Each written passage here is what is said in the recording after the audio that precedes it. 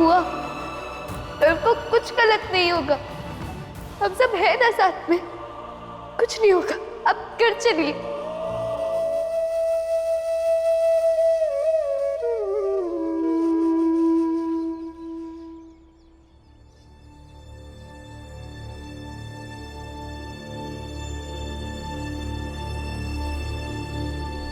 माफ कर दीजिए ना मुझे।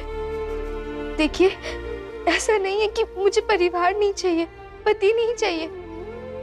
बस भाव ने मेरी सोचने समझने की शक्ति ही खत्म कर दी, और जाने अनजाने में मैं आपकी उम्मीदों पे खड़ी नहीं उतर पाई।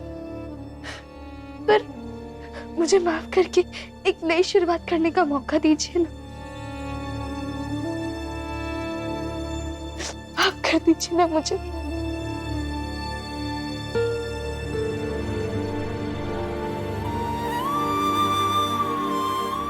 लक्ष्मी, अभी जब मैं यहाँ बैठकर सोच रहा था तो वो पल याद आ गया, कैसे तुम बुआ की फिक्र कर रही थी। आज पहली बार तुम्हारी आंखों में बुआ के लिए प्रेम देखा, मुझसे बहुत खुश हुआ। लक्ष्मी, तुमने देखा होगा कैसे मैं मुस्कुरा रहा था, फिर तुम आ गई। और तुम्हें देखकर सारी मुस्कुराहट गायब होगी। लक्ष्मी, इतने सालों में इतने रंग देखे हैं ना तुम्हारे, क्या भरोसा उठ चुका है। हर दिन एक नया झूठ होता है लक्ष्मी, एक नई योजना होती है। कौन सा नया झूठ है ये? नहीं, ऐसा ऐसा कुछ नहीं है। मैं सच में बदल गई हूँ और ऐसे ही रहूंगी। वादा करती हूँ आपसे। वादा करती हूँ? हाँ। ठीक। भीम, रमा, भीम। क्या हुआ भैया? लक्ष्मी ने अभी अभी एक वादा किया मुझसे, और अब तुमसे भी कुछ कहना चाहती है। क्या?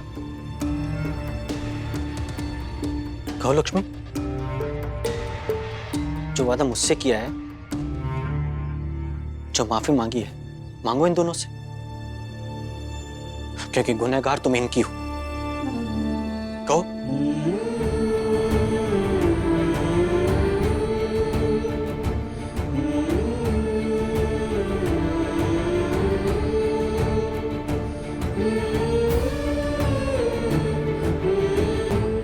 माफ कर दो मुझे। आज तक जो कुछ भी किया उसके लिए माफी मांगती।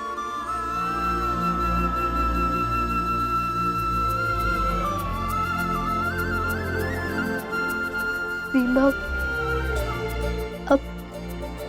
अब हमेशा से इस घर के दूर ही रहे हैं। इस बात पे कोई आपके पक्ष में तो कोई भी पक्ष में, लेकिन आज से आपकी भाभी हमेशा आपके पक्ष में रहेगी।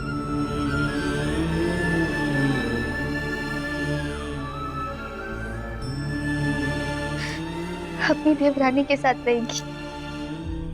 क्या कहा?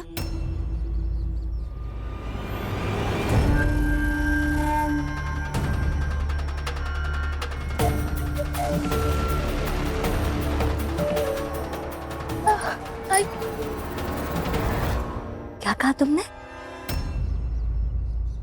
कुछ सुना मैंने लक्ष्मी? तुम्हारी शादी के बाद से हर वक्त तुम्हारा साथ मैंने दिया, और तुम इस भीम और रमा का साथ दोगी? यही कहा ना तुमने अभी अभी?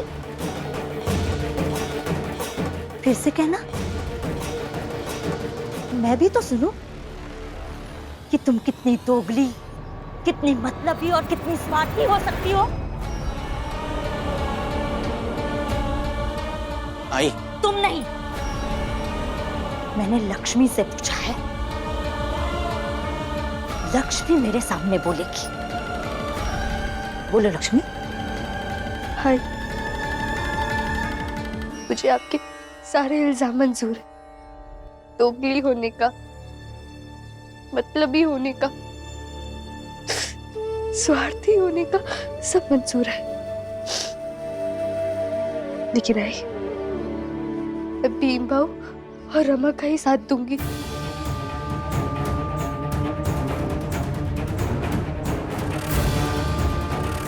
मतलब तुम इस रमा की तरह मेरे खिलाफ जाओगी?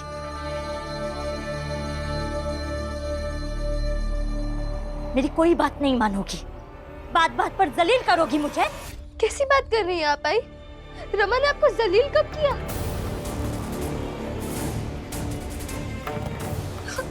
और मैं ये नहीं कह रही कि मैं आपके विरोध में रहूंगी। मैं बस इन दोनों के साथ दूंगी। मतलब तो यही हुआ ना लक्ष्मी, कि तुम अब मेरे खिलाफ हो।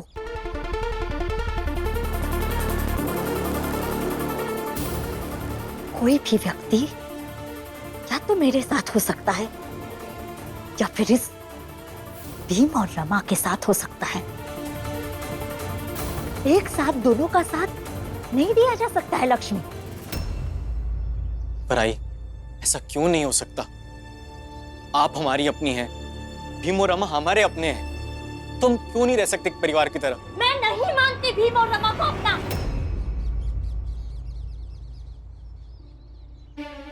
पर आई, आप माने या ना माने, हम सब तो एक परिवार ही है ना। एक परिवार? एक परिवार होता ना लक्ष्मी, तो ये सब नहीं होता।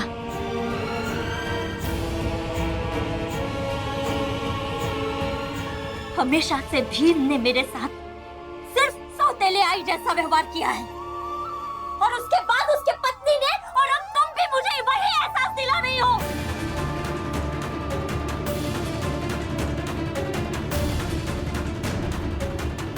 जहां सौतेलापन आ गया, वहां परिवार कैसा?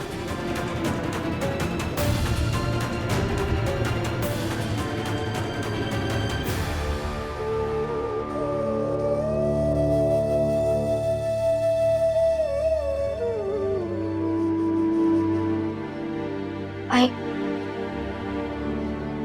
जब से मैं इस घर में आई हूँ, तब से मैं और दीदी, हम दोनों आपको आई कहते आए हैं।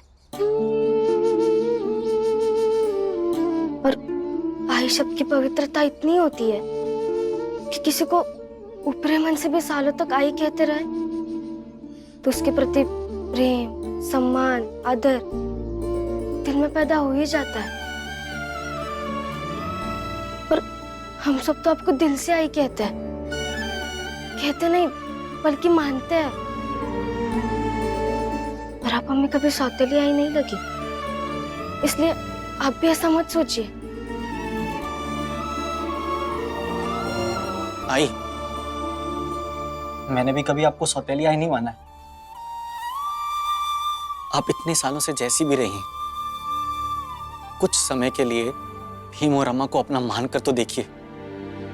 शायद आपके जीवन में थोड़ी शांति आए और हम सब भी सुकून से रह पाए।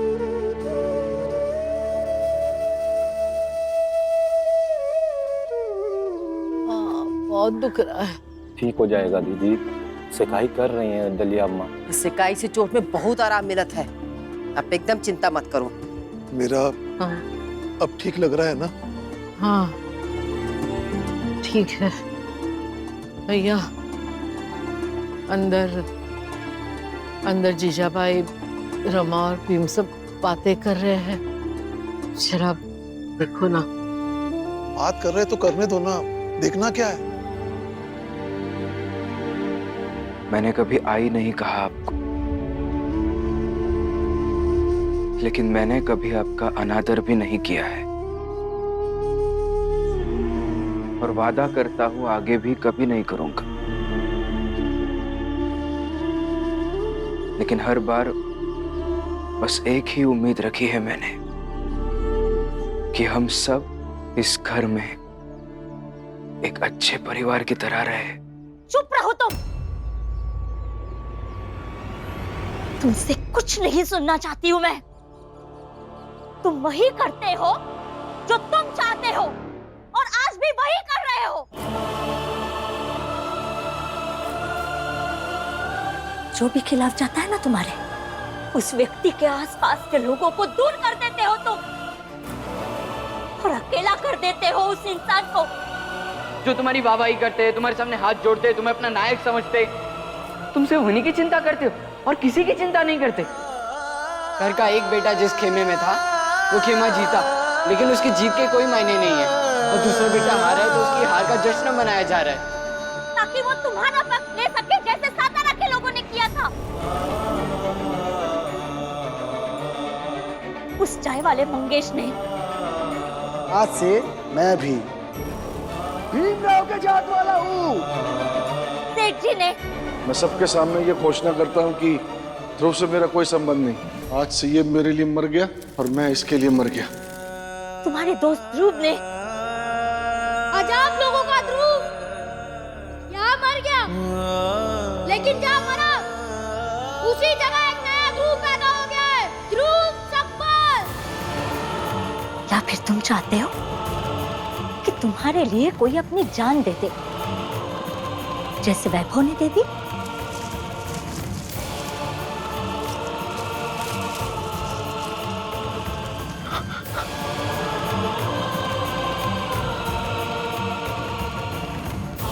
लेकिन ये जीजाबाई बहुत अलग मिट्टी की बनी है भीम। तुम्हारी लाखों कोशिशों के बावजूद मैं वही करूंगी जो मैं चाहती हूँ।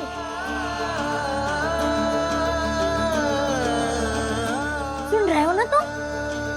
तुम्हारी चालाकियों में कभी नहीं फंसूंगी मैं, जैसे ये बेवकूफ लक्ष्मी फंस गई। हाय, मैं किसी चालाकी में नहीं फंसी हूँ। बस मेरे दिल को ये समझ में आ गया है कि हर बार भीमबाऊ और रमा का विरोध करना सही नहीं है। बहस करनी है तुम्हें मेरे साथ? बहस करना चाहती हो तो चलो बहस करते हैं। तुम तुम्हारी बात समझाना तुम्हारे तरीके से, मैं मेरी बात समझाऊंगी मेरे तरीके से। और जो भी अपनी बात समझाने में सफल हो जाएगा ना लक्ष्मी, उसी की बात मंजूर होगी। मंजूर है? बोलो, मंजूर है तुम्हें? आइए, कोई बहस करने का मुद्दा। मंजूर है तुम्हें? हाँ, मंजूर है। फिर चलो मेरे साथ।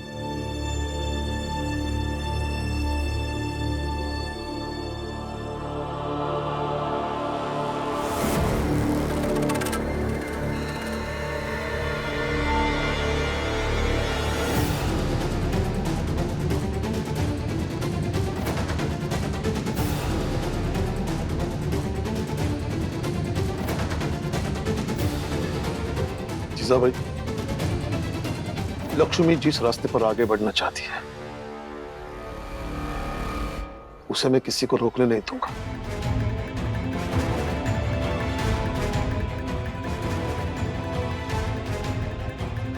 किसी को भी नहीं।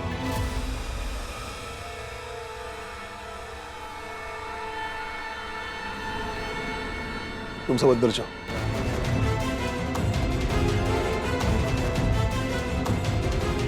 जाओ।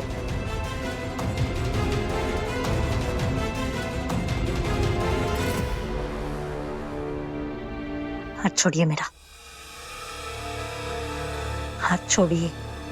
और एक बात जीजाबाई, आइंदा से लक्ष्मी का रास्ता रोकने की कोशिश की तो मैं तुम्हें फिर से रोकूंगा, बार बार रोकूंगा। और मेरी ये बात हमेशा ध्यान में रखना।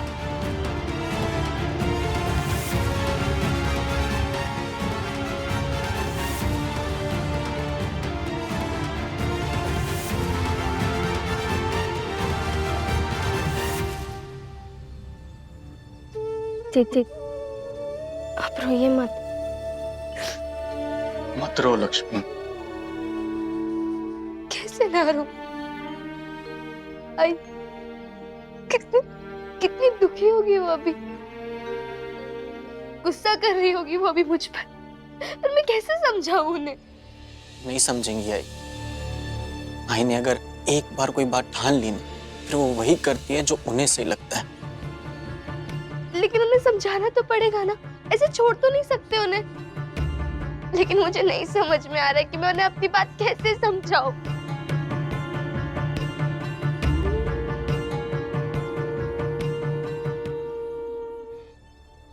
भाभी, मुझे बस एक ही तरीका दिख रहा है। इस वक्त हम सबको उनके खुशियों के बारे में सोचना होगा। क्या पता अपने बच्चों को ऐसा करते हुए देख के उनका अभी का ये दुख कम हो जाए। भीम सही कह रहा है, प्रेम में बहुत ताकत होती है,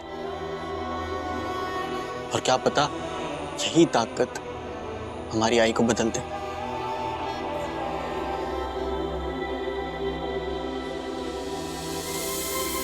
हाँ, तो जब हम सब पहली बार एक साथ हुए तो आई को बदलना हमारा पहला सामूहिक लक्ष्य होगा। आइए हम प्रण लेते हैं कि आई को बदलने के लिए हम उन्हें कुछ ना कुछ करके खुश रखेंगे।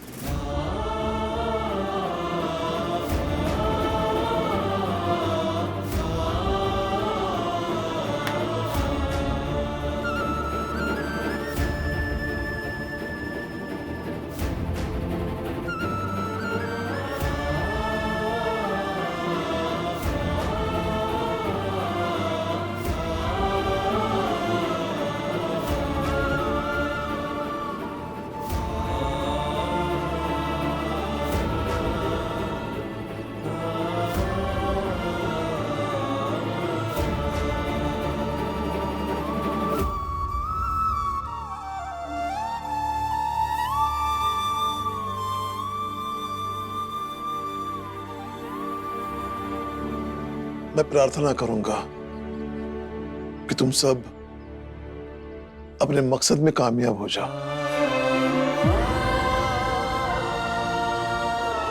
अगर मेरे मरने से पहले जीजाबाई तुम्हारे साथ हो जाए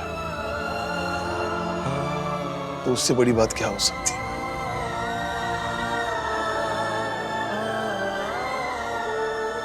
बाबा,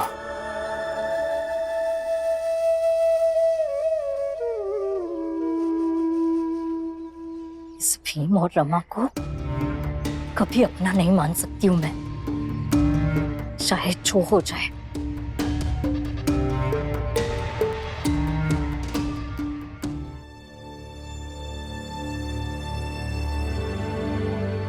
लीजिए बुआ।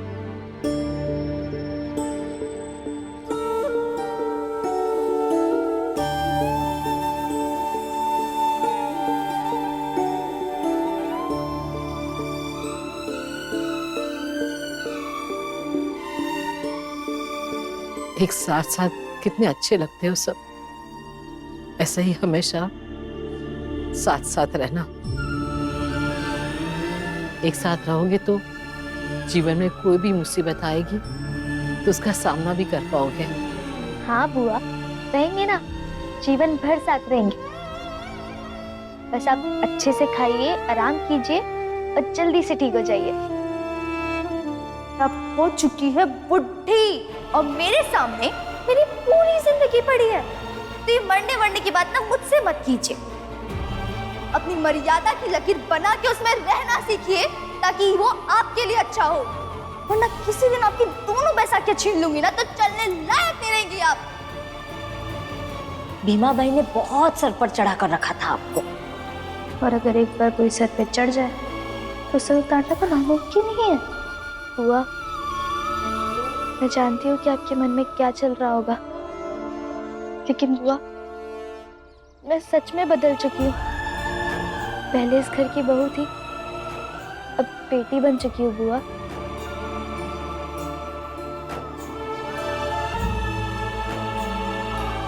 हम सब भी यही चाहते थे।